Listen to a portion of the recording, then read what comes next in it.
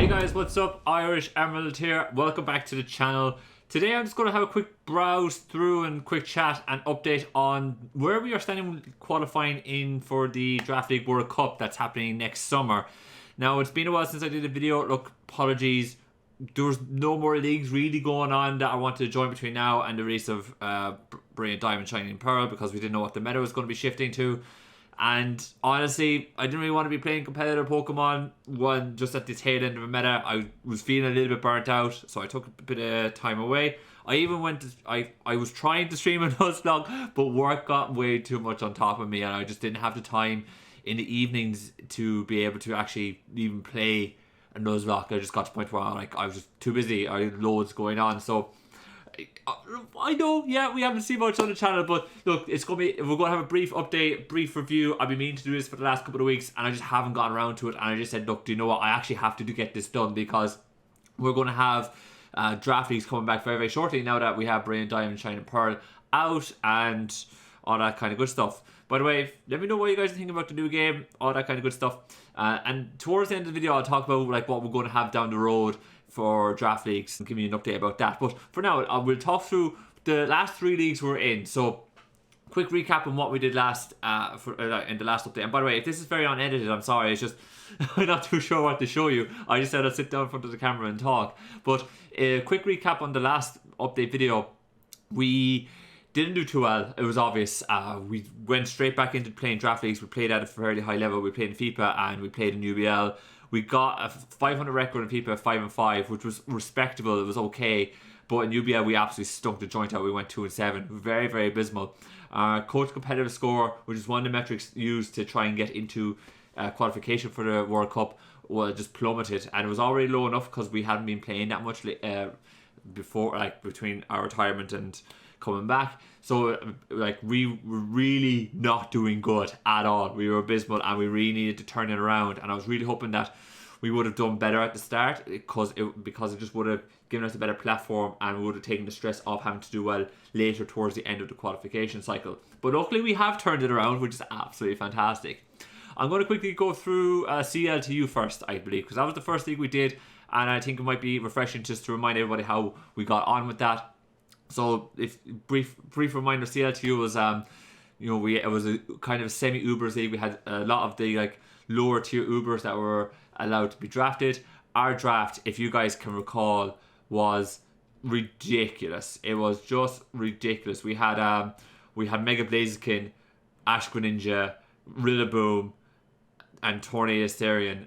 Our Firewater Grass Core, Mega Blaziken, Rillaboom, and Ash Gren was just dismantling things. And we had Pokemon, we had Swampert, Galarian Slowking, that was just able to just sit in front of things. We had Tornado Asterion pivoting around. Our team was bonkers, and the fact that we got Mega Blaziken was allowed in the draft and we got it was ridiculous. It went 13-2 that season for us. It was insane.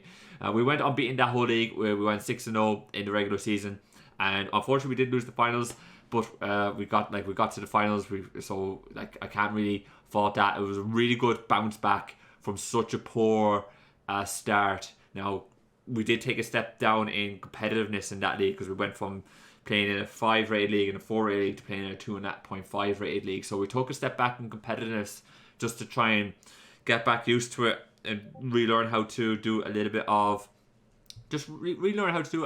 of team building again, because our team building wasn't great.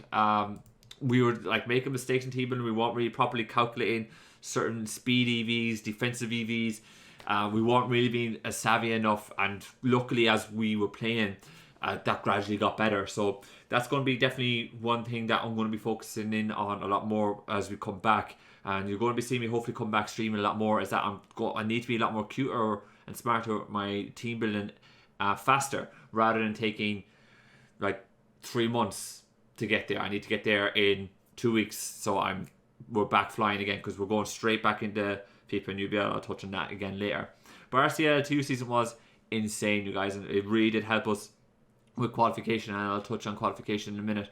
But what a season that was. Awesome. That definitely got our confidence right back up for our next 2 seasons that we went into for FIFA and UBL. So I'll touch on FIFA. I'll touch on FIFA first, real quick. Our team, as you guys recall, was Aegislash, Amoonguss, Crustle, Greninja, Lando T, Mega Medicham, Tapu Fini, Palpito, Tornadus, Incarnate, Turtonator.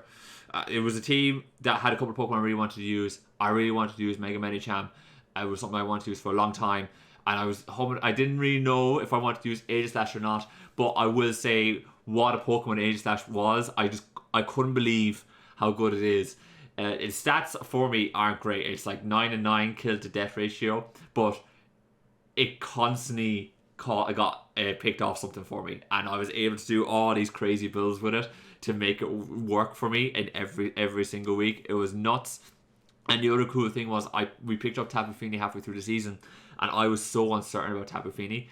It was my front office that was suggesting that we should pick it up because we really do need a good Defog or a good Fairy type. And I was very hesitant on it. I've been hesitant on Tapu Fini for a long time. I didn't think it was that good. But whoa, what a Pokemon Tapu Fini turned out to be. Like, came in halfway, like maybe week 4, and absolutely phenomenal. Kill death ratio was 9 kills, 5 deaths. It was killing things. And some of the sets we brought setup Tapu Fini. We brought some crazy stuff. So really good season for us that season. It was really funny using the balls we had that season.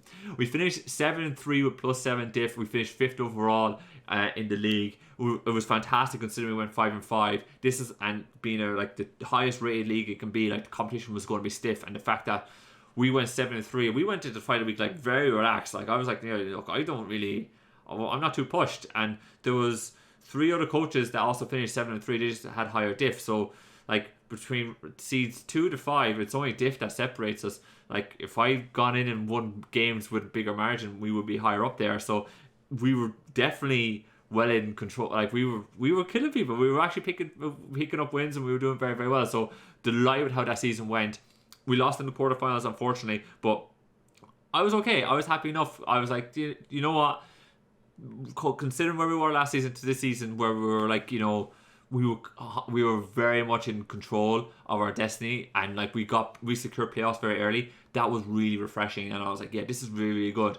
So take that fantastic season, and like we move on then and hopefully we can build on that for next season. Maybe make semi-finals. So I figured that was fantastic.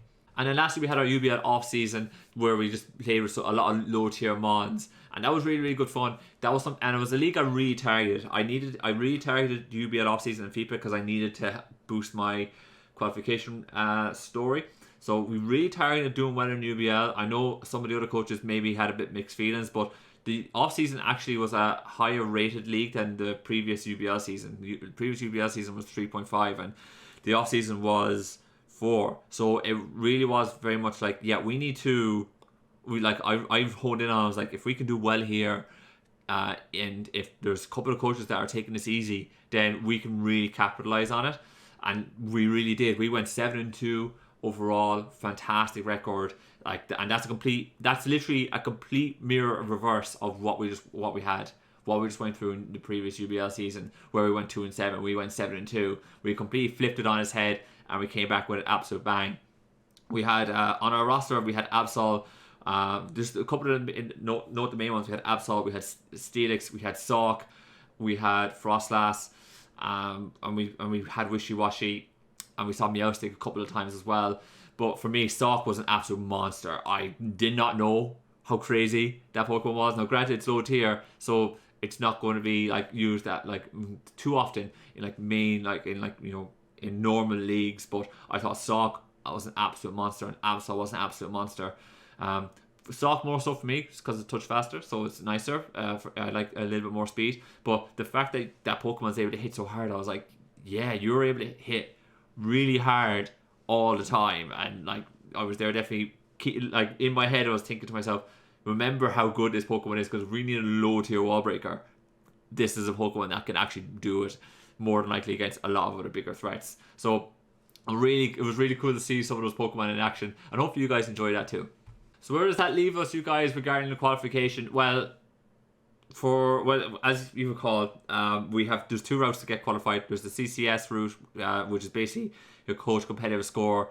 you know the story. That's calculated over like how well you perform over multiple leagues, and then you have the league qualification route, which is done based on like how well you perform in leagues. So the better leagues you're in, the more points you get for league qualification route, etc., etc. You know, you kind of roughly get the idea from my previous discussions on this. Our coach competitive score. Look, we're nowhere near qualifying on that end. Now, we did more than double our coach competitive score since the last time I was talking to you guys about this. We went from like a 1.2 to 2.27. Sorry, not 0.12 to 0.27 because it's between 1 and -1. So we have like doubled our score, which is really good considering where we were. So that's fantastic. Now, I can see us getting to 0.3 something, but I can't see us getting high enough where we get in with a coach competitive score ticket.